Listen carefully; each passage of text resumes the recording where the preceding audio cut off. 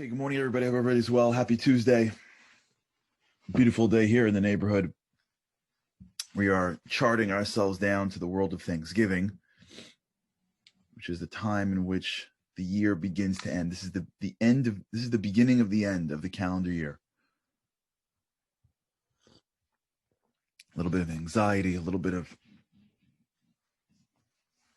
trying to catch up and finish up in the calendar year for those that are in the business world, the end of the quarter, the end of the year. But this is a real great opportunity for us to take stock on our previous year and to use as an opportunity to grow.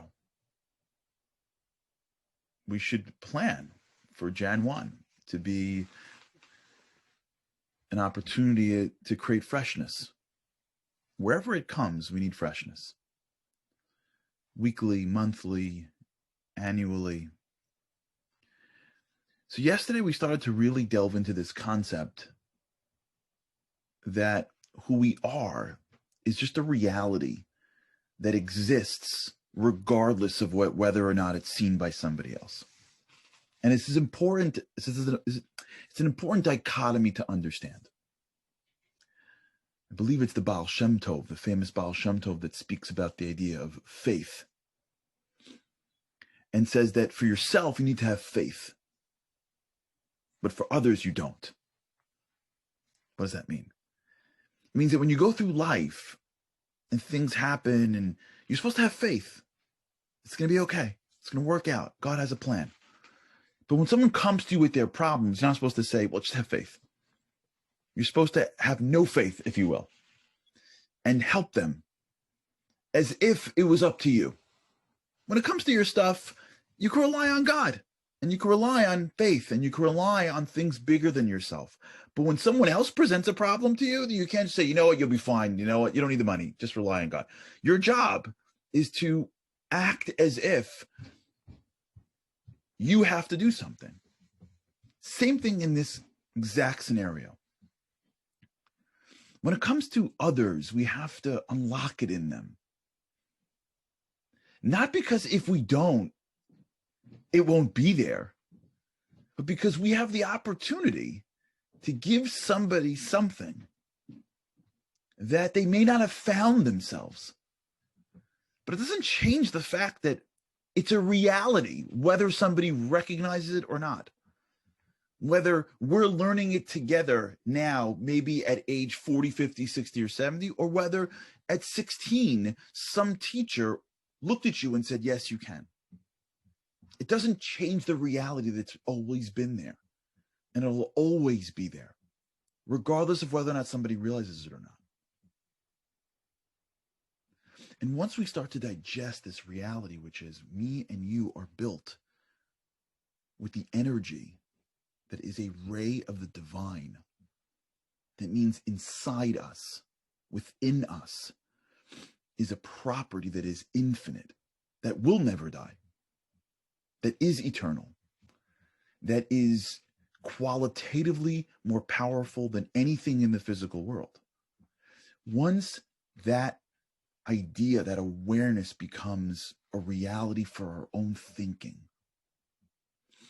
then maybe in our past, somebody should have done something for us that they didn't.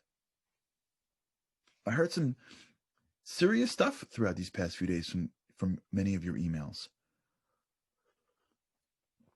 about the type of upbringing and the things that were said. Yeah. People drop the ball sometimes and say dumb things and say disempowering things.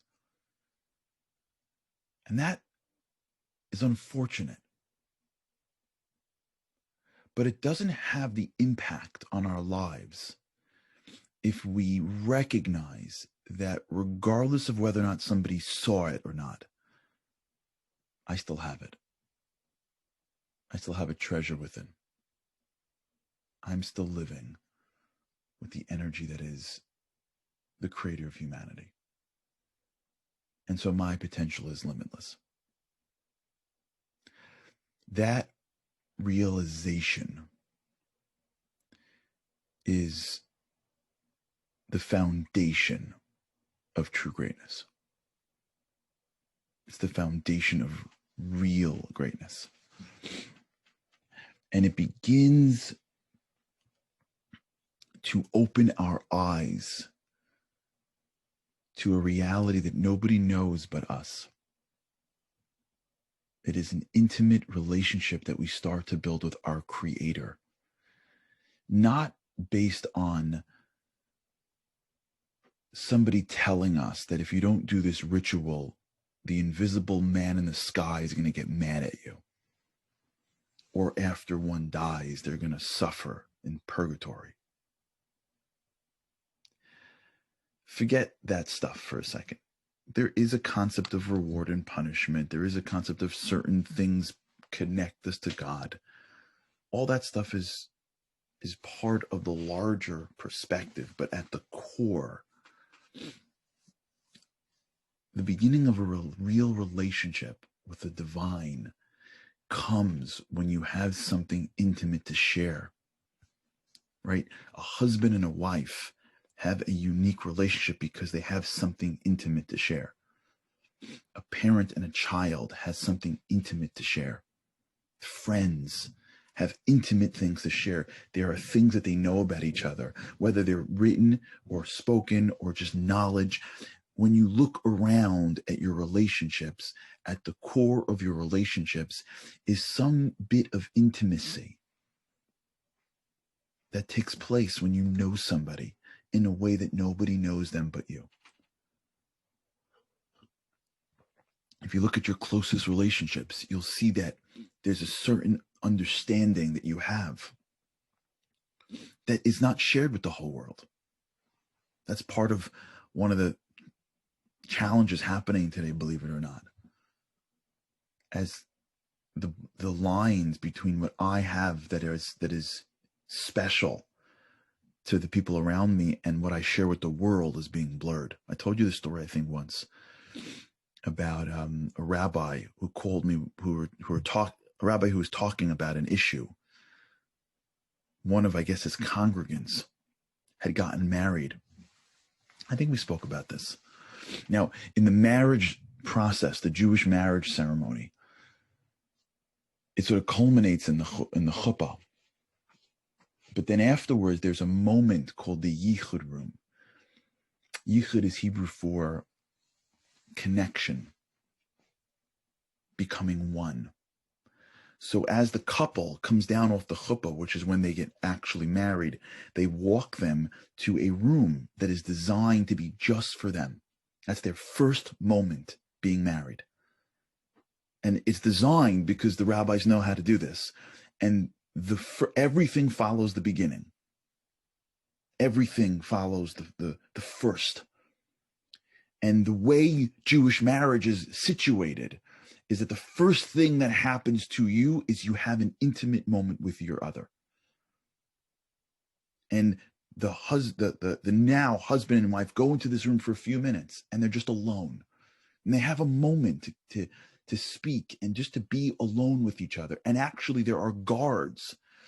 Two of his friends are appointed to be the guards of the room.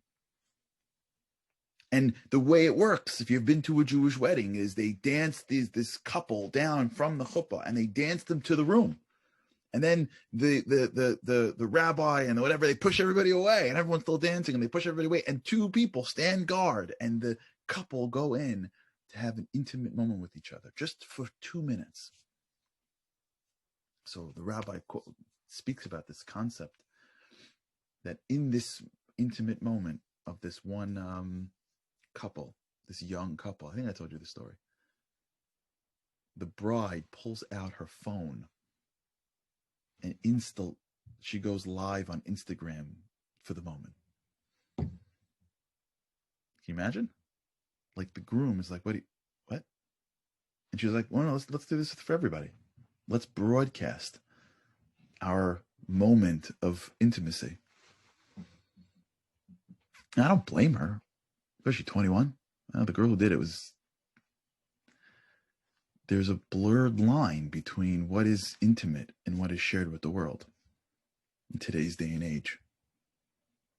But if you really want to build into what a relationship really is, it's the intimate things that I share with some people and not others. And the most intimate thing that you have in your life is your soul. The only thing that knows to the extent of it is God. That's the beginning of a relationship with the Creator based on intimacy. And as you look out into the world, once this becomes a reality, and you start to realize that your value on this world is not what you do. Your value on this world is that you exist. And I want to really nail this because I got a great question of a woman who said to me that she's a wife and a mother, and she's engaged in a very fulfilling career, and she's been sick, and she's been in bed, and she feels a lack of worth, because what is she worth if she can't do? And I emailed her back, your worth is not based on what you do. Your worth is based on that you exist. Because if your eyes are open, it's only open because you are pumping through your body divine energy. And that's the most valuable thing this physical world has. The existence of a human being is the existence of divine energy, which is more valuable than anything physical. So the fact that your eyes are open is more valuable than anything else in this world.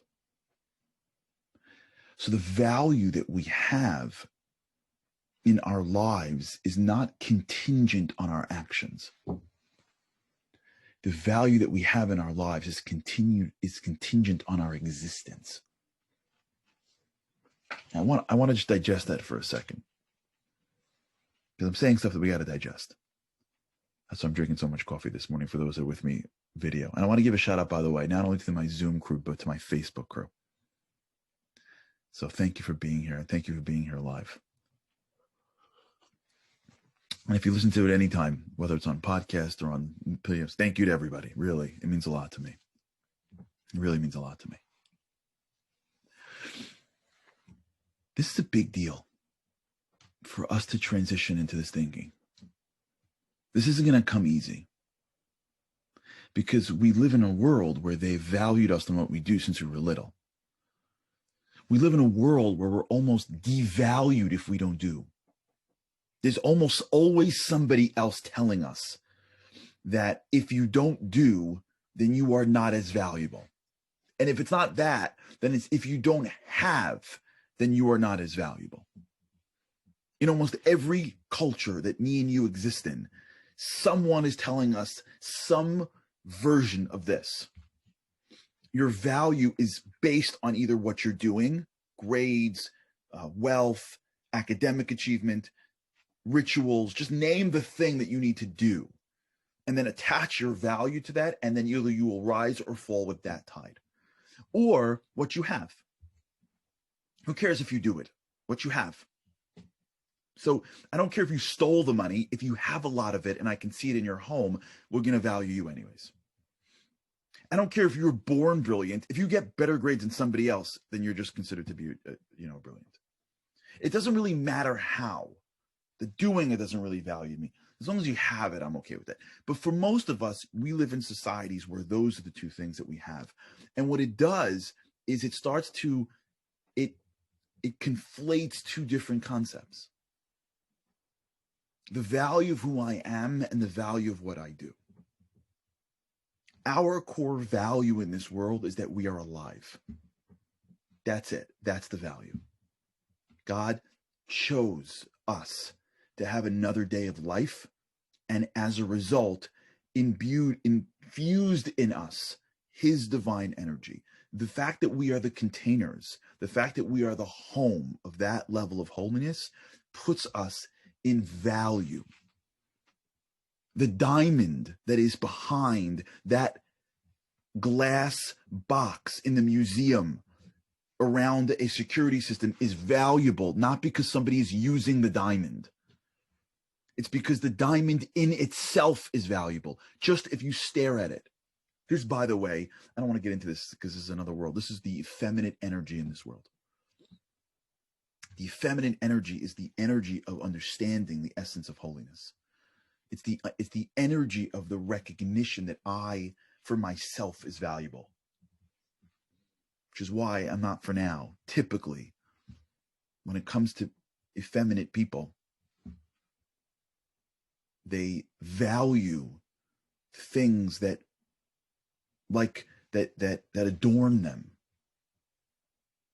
jewelry, and because there's physically there's a concept, but also there's a spiritual piece to this.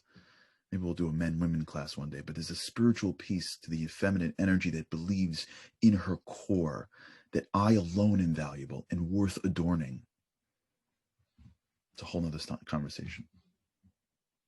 The masculine piece is the one that has to do, which is why I usually don't find. You find the gifts that you give to the masculine energy are utilities. You buy your wife like a drill. Good luck. Things to do. Because the feminine energy understands in her core that her value is in her existence. That's the essence that we all have to understand. And if you don't get this, it's going to be hard to understand how to place do into your life. And there are those that are listening to me and you're rejecting it. I know. There are those that as you're hearing, you're like, no. What are you talking about? Yeah, and what if I don't? What if I sit on a couch all day? Then I'm valuable? What if that person who does nothing all day? Then they're valuable? And by the way, I'm the same way. Forget it. For me to be able to understand this concept, you can't even imagine what this takes from me. But if we don't get to this concept, the doing that we do is coming from the wrong place.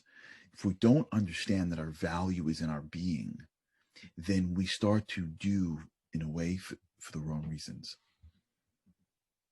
We don't do things to gain value. We do things because we recognize that we have so much potential in who we are that it would be a shame to live in this world and not exercise that level of doing. It would be a shame to have God give us his energy and not bring it out into the world. It would be a tragedy for us to be able to have this much value and do nothing with it. It doesn't make us more valuable. The value is the diamond that sits behind the glass box. But really, if it is the most beautiful diamond in the world, it's a shame to keep it in a museum. You should take it on the road for every human being to see. You should use it as a way to make more diamonds if you could. If somebody has a vaccine, I'm not getting to that. If somebody has a cure for a disease, it is valuable into itself. It is the most brilliant work that's being done right now. It's valuable in itself and it's worth millions of dollars just for itself. But it would be a shame if we didn't take that cure and bring it out to the entire world.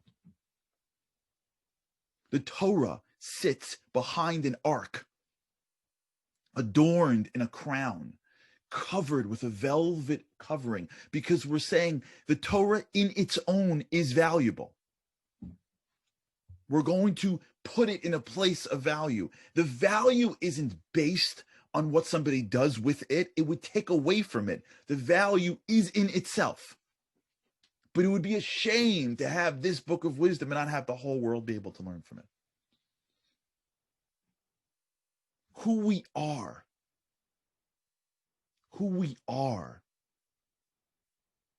is infinitely valuable.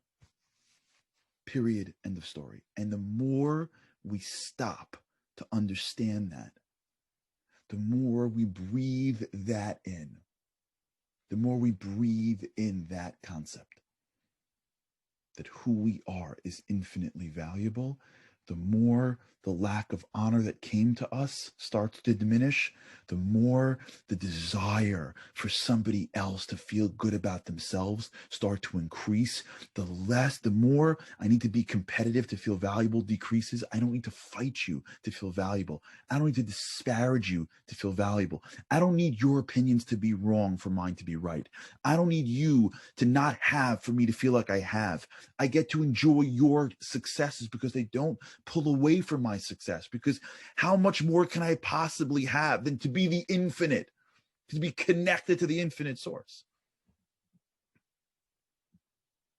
And if we don't take the time to think about this, that is the greatest shame of all time. If we have a diamond and we don't have enough time to go look at that diamond, what a tremendous tragedy. They shipped the greatest diamond of all time into your backyard. It's in your house. You can't even go look at the diamond. You're too busy to look at the diamond. God's like, you joking me? I gave you me. Me. I gave you me. You can't even look at me? You're too busy running around to make somebody else feel like you're good? You need someone else to pat you on the back? We're constantly in need of other people telling. God's like, are you out of your mind? Me, God. Yeah, the person you're waiting, I made that person. All those fans, I made those fans. Mm-hmm. I made the money. I did all of it. And I'm inside you. You can't even look at me? For a minute? Slow down. Just look at me. We can't have an intimate moment together? You can't for 1 second stop with the world, put the phone down, and just look internally and see that I'm there? And I gave you the greatest gift, which is me.